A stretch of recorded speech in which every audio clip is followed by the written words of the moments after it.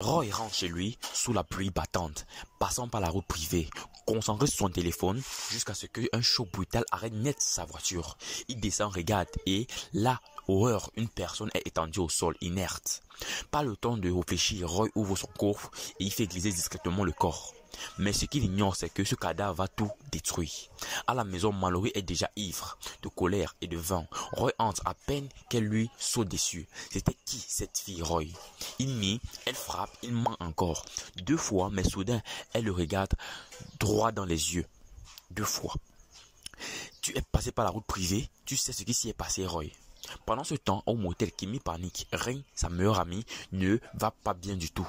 Tout d'après l'opération ratée, elle tente de le réveiller, son ami. Rien. Elle lui donne un calmant, mais son état empire. Et pendant que l'une lutte pour survivre, l'autre cherche à dissimuler un crime. Roy amène finalement Mallory jusqu'à sa voiture et lui montre le corps. Tu l'as renversé, Mallory, c'est toi. Sous le choc, elle ne dit rien.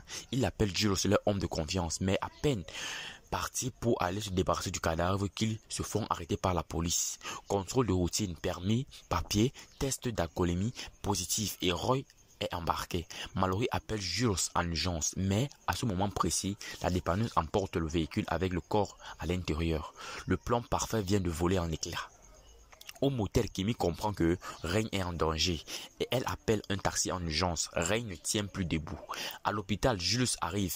Froid, menaçant, il ne frappe pas, mais les mots claquent. Tu te rends compte de ce que tu risques, Kimmy.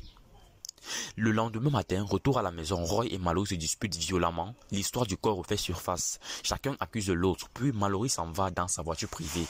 Assistante à ses côtés, visage maquillé, comme si tout allait bien.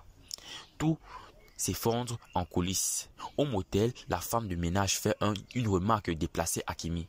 Qu'est-ce qui s'est passé ici cette nuit? Elle ne sait rien, mais l'odeur du sang, elle ne ment pas.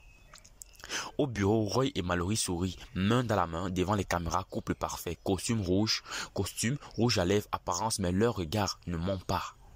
Pendant ce temps, le vieux client de Kimmy revient au club. Il ne veut plus d'elle. Il est tombé sur le charme d'un danseur. Angel, il demande à Kimmy d'organiser une présentation privée. Elle accepte. Mais ce que Kimmy va découvrir chez lui dépasse l'entendement. Chez Horace, la maison est immense, luxueuse. Kimmy l'aide à prendre ses médicaments. Puis, dans son bureau, sur le mur, une photo. Horace avec ses 2 enfants, son frère. Mais ce n'est pas tout. Au fond du cadre, Jules.